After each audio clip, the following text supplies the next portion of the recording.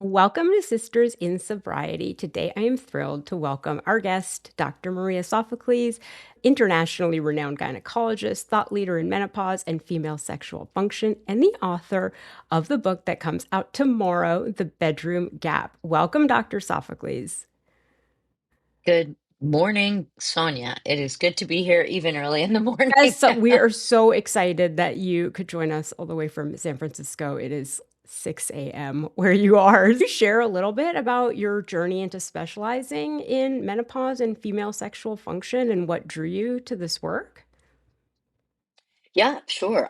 I'm a board certified OBGYN and uh, delivered lots of babies and took care of women of all ages and really loved and still love being a practicing clinician.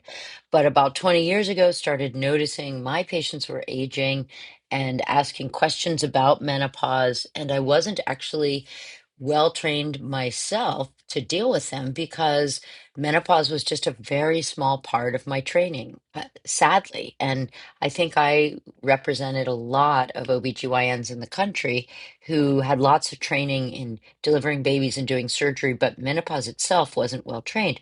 So I got well trained. I started going to meetings for something that's now called the Menopause Society and just learned there were so many different symptoms.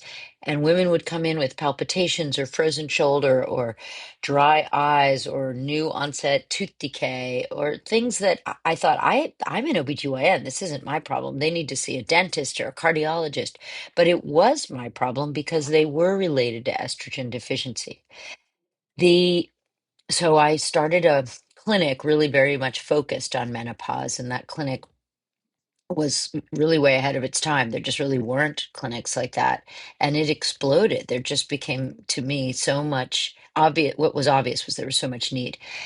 And the part of menopause that seemed to be the most shameful for people to understand and even to talk about, and even the most difficult to link to menopause, were sexual problems.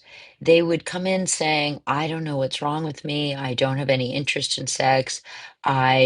It hurts when I have sex. Uh, I can't become moist and with arousal. And I think it's just me. I'm just broken. And they felt so much shame about that. So I started thinking, I had begun to write a book about menopause, and then I thought, and then menopause kind of exploded, and a lot of people started writing books. And I just thought, we don't need one more book about menopause, but what if I wrote a book that looked at the forces that shape these feelings, why women feel guilty and shame when they can't have sex, and where are they learning the messaging that's telling them they've failed their partner or they're expected to want to have sex and they're expected to serve their partner sexually. And that became how I kind of created the concept of the bedroom gap, the term, which is really a difference in expectations and abilities between partners, mostly men and women, most obviously and commonly men and women, but even same sex partners, Sonia, can have differences in where they are sexually. And there can be a financial dynamic, who's the breadwinner and do they have more control in a sexual relationship? It can be who grew up in a family where sex wasn't talked about, who grew up in a family where it's expected to have more sex rather than less. And so we look at forces like history and culture and the patriarchy and porn and pharma and NIH funding and all kinds of things that really also underscore. So, what I uncovered is that the bedroom gap's just kind of a tiny little sliver of this giant $1 trillion gendered healthcare gap. And my mission is to close a tiny bit of that by helping men and women read this book, understand why they might be carrying around kind of expectations about how sex should be and how to maybe unhook themselves from some of those. Things like as you age, do you have to keep thinking of sex as penis and vagina? And the answer is no. If you have erectile dysfunction or you have a chronic disease or a disability, you're not a failure if your version of sex is cuddling, naked snuggle time, whatever you want to call it, and you're skin to skin and you're loving each other and there's intimacy and you're happy, but you can't have that traditional penis and vagina sex. You're not failing sex, you're rewriting the rules about what the definition is. So as I got drawn to have more older patients coming in feeling shamed and broken, I started realizing I had to learn to redefine sex for them and help them redefine it in their relationship or help rehabilitate the vaginal health so they could make moisture so they could have sex. So it became a very big project. And that's a very long-winded answer, but No, I loved it. um, That brings up a lot of things. So when you looked into it, what were those key factors? So we talked about like historical expectations, gender roles. What did you notice or maybe like the top one or two factors that contributed to this gap? I yeah, I think the gender roles are really destined to fail us because they don't work in a long-term relationship when if you're talking about a male and female, the male gets all this pressure from society that the more sex you have, maybe in some cases, the more partners you have, um, that's a measure of your sexual frequency and success, and you're a man, you're a real man. And women have these roles that sex is really for men. We Mhm. are there, we're part of it, but it's not for us. Pleasure isn't for us, it's for them. And that just seems so shocking to me how many women, and I mean, in all cultures, I live in Princeton, New Jersey, near a world famous university. So women come there from all over the world. Whether you're a 23-year-old college student from Somalia, a 43-year-old college professor from London, or an 83-year-old retired engineer, whatever, they all carry, black, white, brown, Christian, Jewish, Muslim, they all carry this burden. And they don't necessarily say it's a burden, but you can hear the way they present it that I really have to find a way to stay in the sexual game for him. As opposed to, what if you flipped the script and said, what if pleasure could be for you? And so many women are like, oh, no, no, it's sex is just something I have to do to get it over with for him. And so a lot of my job is to really sit with women and help them understand that at any age, including after menopause, you can reclaim pleasure for yourself. And that in turn will build intimacy and affection and better sex in your relationship and allow for long-standing sex in whatever way you can define it.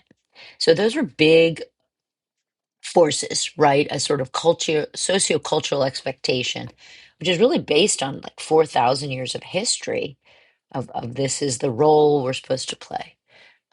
But you know, the current day is also a problem, and it starts young. Mhm. The sex ed that children are taught today and young adults, and high schoolers are taught today in America, at least in 47 of the 50 states, is not pleasure based. It's fear based, right? Just don't have sex. Try to just not have sex.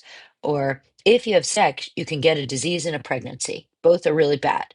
And that's so limiting. And it sends young men and women out into the world feeling like, okay, I'm gonna have sex because it feels good, or I'm gonna have sex because I really want to hook up with that guy or that girl, but not about the script and the content of what happens in that bed that is joyful and mutually pleasurable. So I think we're sending people out there without great tools. So I do think sex ed should address pleasure. It should address LGBTQ versions of sex. What's different? What are the unique challenges? What are the unique challenges for someone with a disability or with autism? I mean, people have different, they're not all the same. And just like a lot of healthcare is sort of geared towards white heterosexual men, sexual education sort of is too. I do think we need to really revamp all that so that couples can begin, or couples, individuals can begin a sexual journey saying, let's see, I know that I want you to be happy and have pleasure, but I also want to along the way. I know I want to be safe. I know I don't want to do things that make me uncomfortable. And this we see this in internet dating, right? So internet dating is a new thing, relatively speaking, in our society. And so women are coming to me saying, I'm 58, I'm newly divorced, or I'm widowed. I've only had sex with my husband for the last 30 years. I no longer have that. I'm on the internet. I'm getting asked to do things I've never done before. What should I do? How do I do this? And there's two camps. One is, I don't want to do any of this. This is scary. And the other camp is, I do want to grow. I feel like at this stage in my life, maybe pleasure is for me. Maybe I can care less about doing what I think I saw on TV and more about just feeling good. So there's a whole sexual world out there for a lot of women who are either new to having sex or are having a new chapter. Menopausal women, a lot of women in perimenopause and menopause who are single, widowed, divorced. And we're living in cool times where sex toy companies are now more out of the closet. You can go into a pharmacy and buy a sex toy. And so I think female pleasure is sort of having its tiny little moment too. I think so Kind too. of And cool, so what right? do you say to women like me who were in a relationship for 20 years and mostly performing duty sex? And then, Duty sex, yeah, and all right? of a sudden you're sort of out in the world and you think, oh, I didn't realize it wasn't just about penis and vagina and like the end goal, right? Like there's a whole world out there. I will say, yeah, I experienced that where especially at the beginning I was like, I just don't want to do any of this. And then it was like, well, maybe Yeah. there's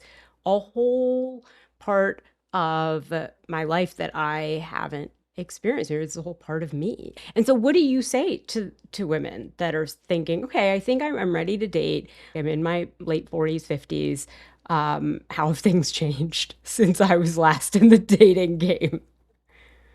Yeah. Well, they've changed a lot, mostly for the better, because again, I think it's more okay to talk about sex as part of a relationship. We have hookup culture, it's kind of, a thing more prevalent in the college age scene, but you can go online and find people and have sex with them pretty easily. So if it's the sex you're looking for, the good news about doing that is that you can broaden your sexual experience, right? But if you're looking for a long-term relationship, you might be put off by the idea that some people online just want to have sex. So, you have to find that for yourself. You have to walk that road yourself. But I think for a lot of women, it's the exposure is kind of liberating. They may have been having sex with one partner for 20 years, and that partner may have been a very kind of unimaginative Yeah. lover. And so to meet people who maybe can show you different ways or other ways or be more expansive in their own sexual repertoire so that you can experience some of that. I think the cool thing is that women as they get older do have more of a sense of being able to say no thank you or saying, that just is I'm not comfortable with that. Whereas I think much younger women are sort of more like, I guess I have to do this. I would say that um you have to find each woman has to find for them what what constitutes duty sex also. Like in a long-term relationship, there are going to be days when you're more interested and there are days when your partner's more interested. And so if what we know is that women in particular cannot really have desire, but start kissing or touching or fooling around and then develop desire as a result of becoming aroused. This is different than what we used to think many years ago, that you kind of have to have desire first. Once you have desire, you start fooling around and then you get aroused. And that made sense to everyone. But a lot of women lack sexual desire, either because they're busy, they're on their screens, they're taking care of older parents and children. There's a lot of stuff in our brains competing for our attention. And it's very hard to keep sex prioritized in that brain, which is something I do tell women, is that you have to prioritize it even a tiny bit. You have to either make time for it or make set yourself up for success, whether it's getting enough sleep, keeping your bedroom clean, not cluttered, not full of work things. Make your brain able to click off and click into sex. I think for a lot of women, that is why they sort of just give in to duty sex. So like, oh my God, I've got laundry, emails, kid pickup, dinner, 15 things. And when they wake up in the morning, the list just starts immediately and there's not really time for sex. And I would say if that feels like too much, then just make time for G-rated sex. Just make time for cuddling. Just make sure whether it's morning or at night, whenever you can carve a little private time with your partner, that you're just lying there really with no expectations, just kind of next to each other, skin to skin. That basic intimacy, that intimate touching and silence can be very powerful. And it can lead to just lovely, warm feelings of this is my person. Mm. And I get dopamine release just lying here touching his arm or touching her toes. And sometimes that's enough, to begin sex that's mutually beneficial. And that, many people say to me, I don't want to have sex, I don't have desire. But Dr. Sophocles, once we are doing it, I enjoy it. And once we have done it, I say, this is so great. Why don't we do it more? So that's where I say to them, you don't have to walk around all day going, shoot, I don't have desire. I don't know. This is a terrible thing. And feel like you have some disease because you don't have desire. You can make desire happen after the arousal just with small little gestures. And you talk a lot about communication, and this is a gap I had. I always turn this into my own therapy session in my marriage, but exactly what you were saying, though, which is that women or me like need that sort of like the cuddling, the touching, and then the desire comes from there. But I had a partner who, as soon as you initiated any physical contact, was like, it's time to have sex. So there was no Yes. cuddling. So even a hug would be like, are you ready to have sex? And so, how can women start to communicate? And I think that this was a place where I failed in my marriage was I had a hard time because I did feel like, oh, maybe there's something wrong with me. Hmm. And so, how Hmm. can women communicate that, I do need a little bit more of the like cuddling, the touching, the kissing, the intimacy before sex without initiating physical contact and then your partner assuming like that's like it's go time. Yeah, I think that's a very common thing, Sonia, very common. And it makes women not want to even cuddle because they're afraid then he wants to go 0 to 60. And I think this is where you start with communication and you don't do it when you're cuddling or touching because that's just like slamming a piano thing down on the keys in your fingers, right? And the person's going to be like, "Ow, you are really Yeah. cold." Um, you do it on a walk where you're both looking forward, or you do it in the car where you're both looking forwards because you don't want judgment and you don't want eye rolls or cringy glances and you don't want defensiveness. So you have to start with a compliment and you say, I loved the sex we had last night, or I loved it when we went away last summer and we had a lot of just cuddling. I mean, we had sex too, but do you remember we were just sitting by that campfire and just holding hands, but our feet were touching and I don't know, maybe it didn't mean much to you. I'm not sure, but it was so exciting sexually to me to sort of be touching and feeling close to you, but not necessarily having the theatrics or the sweatiness or the everything else of sex or the expectation of that. And that itself was a turn on to me. I think men or women partners do want to know what turns on the other people. You think they know after 20 years or 10 years or 5 years, but couples don't talk about that. So I think it's okay to give some clues.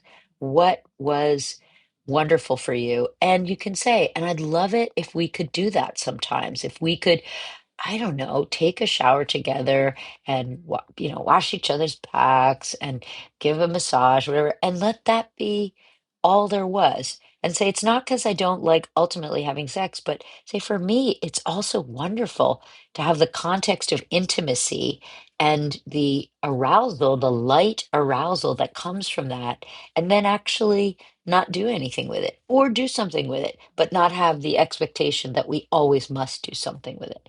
And I think if you can word something like that and hope it's taken with kindness and compassion, hopefully, you're saying it with kindness and compassion, because you never want to be defensive. You never want to say, "Well, my last lover," and you never did this way, of course, and you never want to say, I mean, you shouldn't. You should get to a point where you can say things that you don't like. Like, I really don't like it when you lick my ear. It just gives me. It doesn't help me. But you have to work on that. And I would start with positive before negative. Once you're talking about sex, um, if you've done it right, you've opened a door for you and your partner to talk more regularly about it. And a regular sexual check-in or talk is a really healthy thing because it just builds. Like you start even broaching topics you didn't think you could before. Like, don't take this that I'm not turned on, but I'm finding as I'm getting older, no matter how aroused I am, and believe me, I am aroused. I can't quite make the moisture I used to. I think it's related to my age, and I'm going to ask my doctor. Maybe there's something I can do. But I found this lube, and I want to be able to maybe use it. Women feel ashamed of using lube. They hide it under a pillow and, oh God, I'm sorry, because they think that the man or their female partner thinks, okay, you're not turned on. That's just what that means.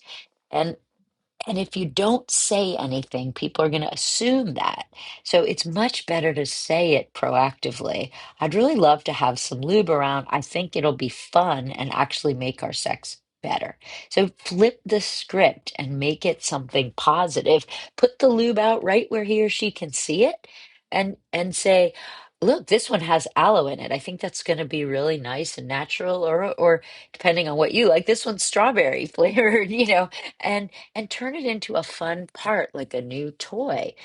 And even toys, even sex toys. Some women don't want their partners to know they masturbate with a sex toy because they're afraid he or she will be jealous or think they maybe can't turn you on as well. Do the opposite. Say, I just so enjoy the sex we have.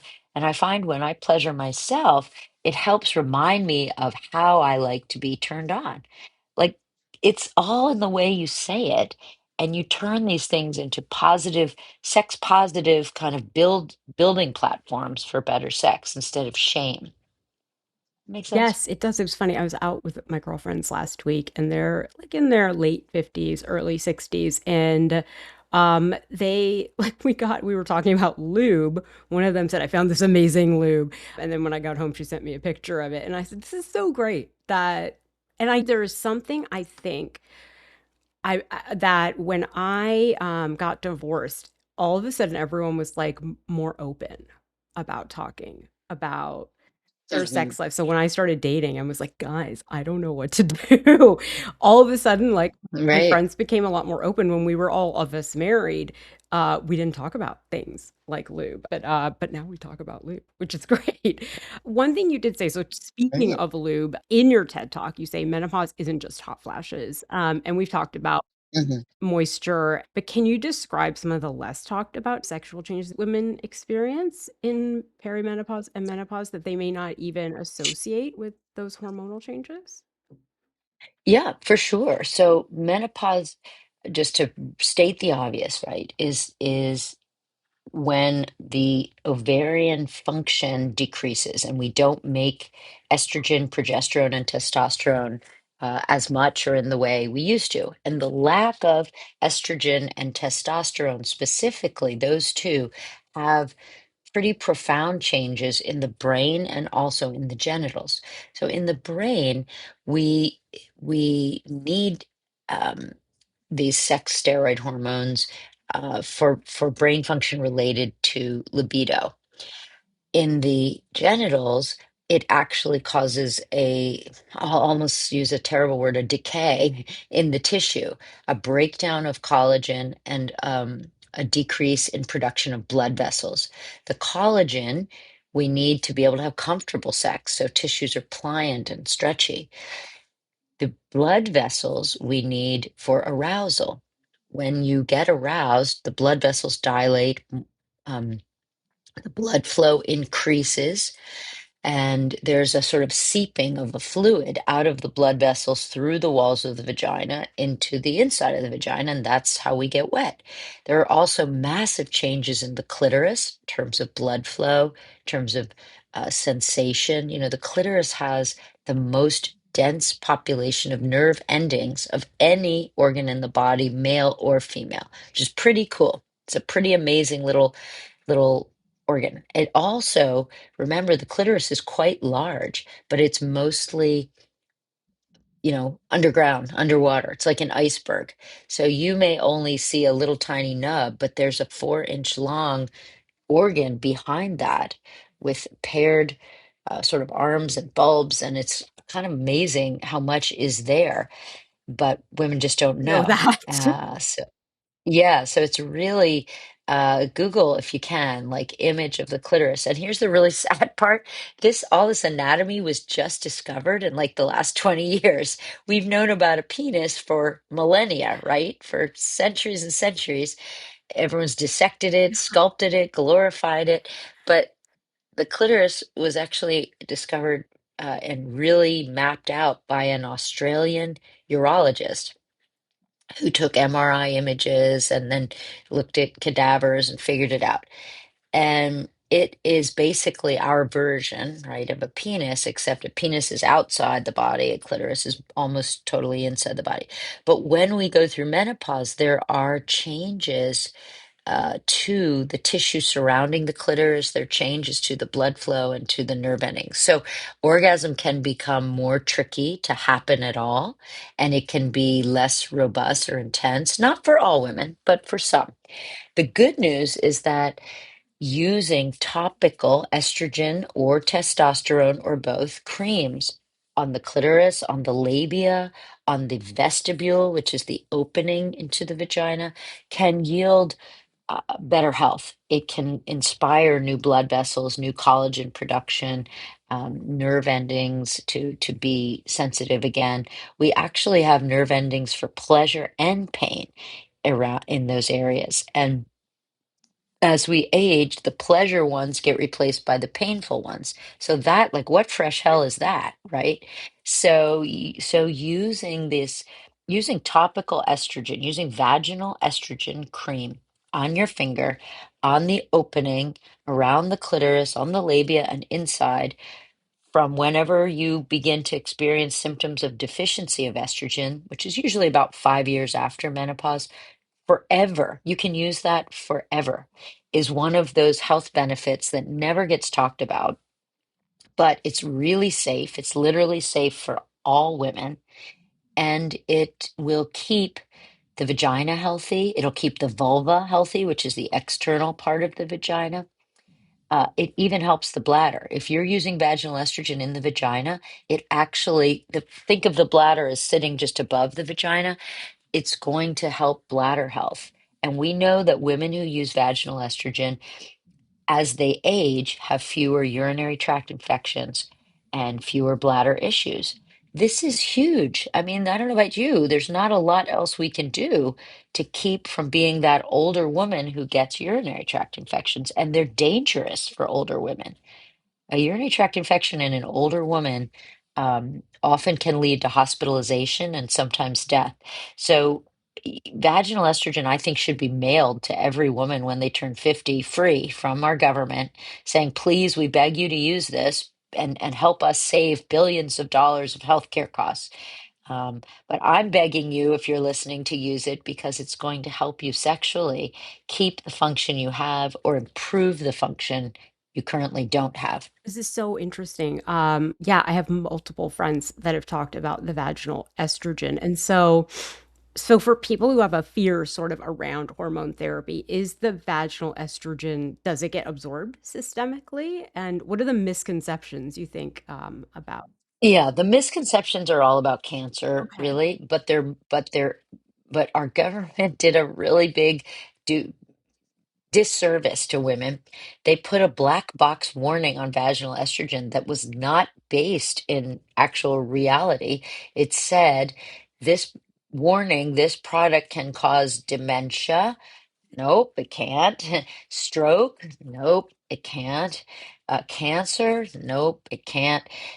Can estrogen cause uterine cancer? Yes. If you give estrogen to someone with a uterus and don't give them progesterone, you can cause growth in that tissue. But vaginal estrogen is almost totally not absorbed. Tiny little bits can get absorbed, but it's essentially a local product. So it's fixing and making healthy the tissue where you put it without going in appreciable amounts to the brain or the breast. The breast is a very important thing because 4 million women in this country are breast cancer survivors, and millions more have breast cancer or have high risk of getting breast cancer. All of those women can take vaginal estrogen. And this sounds almost impossible to believe, but it's true. And we have huge, huge study data to support that and to support the fact that women who've had breast cancer, let's say you had breast cancer 5 years ago, and even your breast cancer that was sensitive to estrogen. In the olden days, we thought, well, just keep you off all estrogen forever. That's the safest thing. But now we've studied those women and we've given them vaginal estrogen. And guess what? There was not an increase in recurrence. There was not an increase in death from cancer. There was not a decrease in longevity or anything like that. So, patients today who are breast cancer survivors can and do use vaginal estrogen. So, that's a big kind of aha. There are other things, by the way, besides vaginal estrogen, you can do to make those new cells. There is a vaginal hormonal product, and it's called prasterone. It's man-made, vaginal prasterone. The brand name is Intrarosa. That's a suppository, and that just creates estrogen down there, just right in the cells. And that perhaps would make some women feel more comfortable. There is an oral medication that's not hormonal at all, but it works by turning on estrogen receptors in the genitals and the bladder.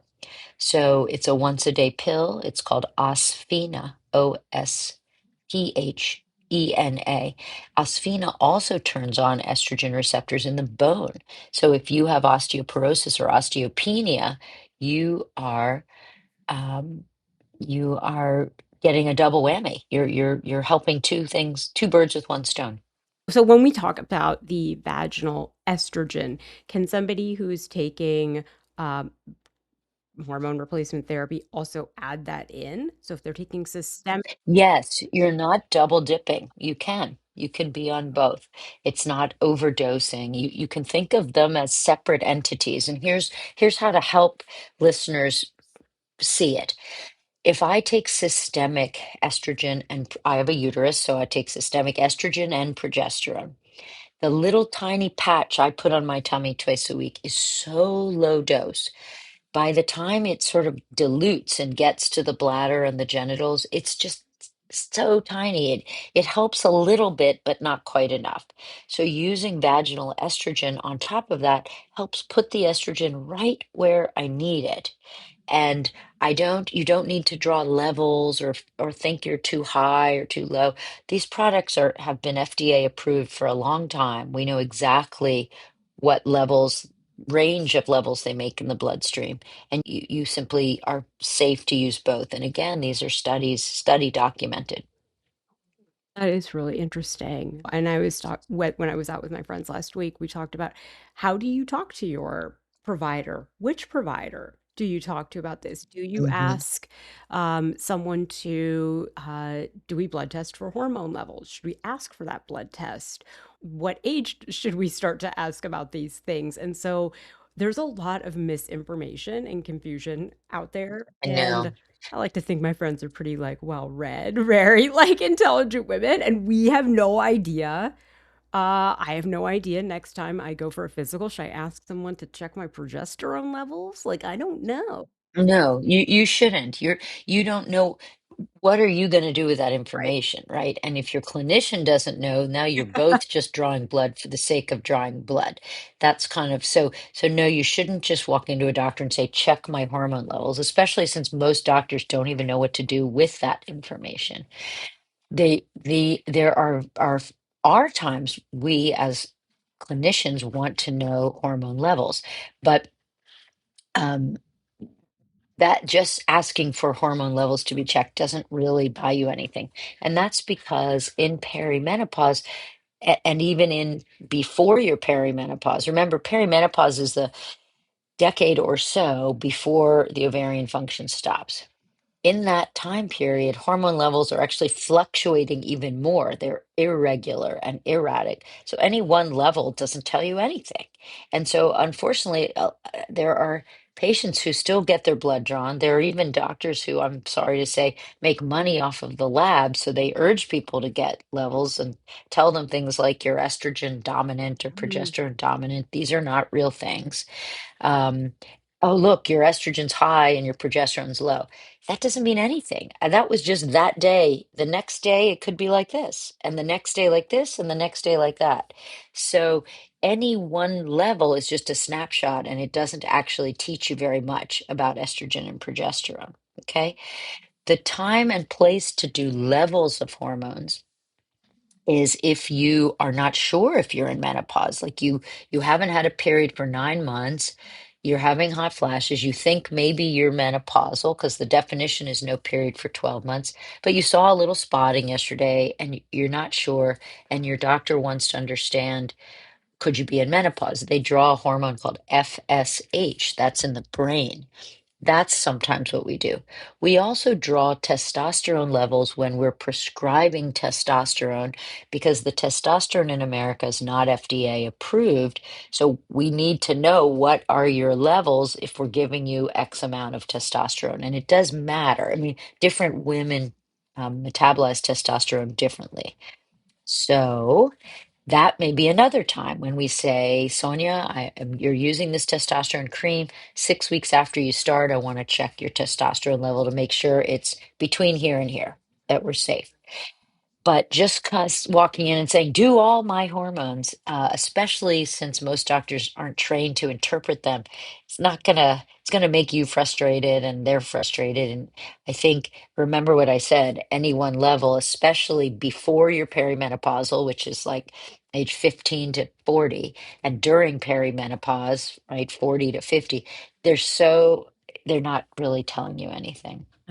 Beware the hormone level Yes, request. one of my friends was like, "My estrogen was a 3." I was like, "I don't even know what unit of measurement are we using?" Like, Neither does she, and neither does her doctor. okay. That's good to know. And so as women are going through these changes, how can partners be better collaborators sort of in this phase of sexual change? Great question. They can be curious and supportive. They can say, I never talked about this with my mom or dad, and I haven't read a lot. Um, this little book is a great read. The Bedroom Gap is going to help men and women understand what's happening to her body, going to understand the anatomy, understand the role of pleasure, and help guide through menopause, but also help you as an individual who is sexually active navigate wherever you are, 25, 35, 45, 55, 65. Decide to embrace your sexuality, solo pleasure, dating, infidelity, disability, whatever you're bringing to the table, it helps give you grace and permission to learn to reframe sex for yourself, really. And I think it helps partners a lot too, because we talk a lot about communication and how to have that first conversation, like you and I did today. You know. What are some practical sort of exercises or conversation starters you suggest for couples to sort of reignite that intimacy and connection in midlife? Mhm. Yeah, the book has some fun ways to kickstart. I'm not going to go through all that, but I think communication's a big one. I think fantasy is something that doesn't get spoken about. It's too impractical, or it seems either that it's for children or sexual deviants or something like that. But I think that's silly. I think all of us, we may not give ourselves permission to think about fantasy, but we all do have things that are interesting or attractive to us. And there is a lot. more out there for women than you'd think. Everyone thinks porn is really kind of for men, and most porn is male directors, male produced, male paid for, male viewed, and so it's through the male gaze. But there are both videos and there are apps where women can listen to erotic content. And for some women, they think, oh God, porn, no thanks. They just turn off immediately. You have to say, hit pause for a sec, and before you pass judgment, look for something that might be kind of fun for you, because we know that women store sexual content in our brains. When we watch a steamy sex scene or Bridgerton or something on Netflix, even if it's not super sexual, but just sort of romantic, any kind of erotic content gets stored in our brain, and that's good for us. That's nutrition for the sexual part of our brain. So I would say bring sexual content into your brain, whether it's reading, watching, or listening. There's an app called Quinn. Quinn has all kinds of stories. You can put headphones on, lie in bed for 10 minutes before you fall asleep and hear a story about, a school teacher having steamy sex with the student's mom, or, whatever is your version of your fantasy. And maybe it clicks into something that you did kind of have a little, maybe you did have a sort of crush on your kid's teacher years ago, and it brings that back for you. But find what does that. And then if that inspires kind of good, juicy dreams, that's all good. That, believe it or not, that helps you be more interested in initiating sex with your partner, even if he or she is not a school teacher, doesn't play into that fantasy. It's all good. I mean, sexual content in the brain helps us with initiation and being interested in sex for You pleasure. would give that same advice, I think, to single women too? Of Yeah. course, because if you're single, you can. Well, first of all, whether you're single or partnered, you can self-pleasure, and I think knowing yourself and your body is so important to be able to know how to pleasure a partner and know how to help a partner bring you pleasure. And then we talked already about how to communicate that. But you're right, it starts with knowing yourself and knowing what gives you pleasure. And then you could build fantasy and listening. And the medical term for it is biblio, which means book, bibliotherapy. So why do you think women read those trashy beach novels in the summer? They're putting erotic content in their brain, either because they're not getting it at home or because it's stored in the brain for when they are at home. And they put their head on their partner's shoulder and it feels somewhat erotic to them. And then they put their leg on top of their partner's leg and it sort of builds from there. And so I think that's, you have to be G rated before you can be PG and R and X rated. And I I think think that's the so best that's how we build it. advice. I think that we expect that we have to go from, yeah, 0 to 100, and I think that that's such good advice. It makes me feel so much better. So, doctors, as we Okay. wrap up and the book is coming out tomorrow, Bedroom Gap, what Mhm. do you hope that readers will get out of this book?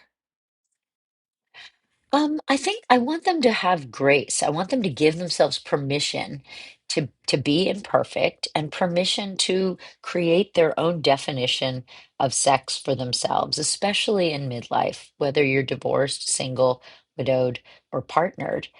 I want you to not feel bad or feel broken if you're not having the sex that Hollywood shows you you're supposed to have.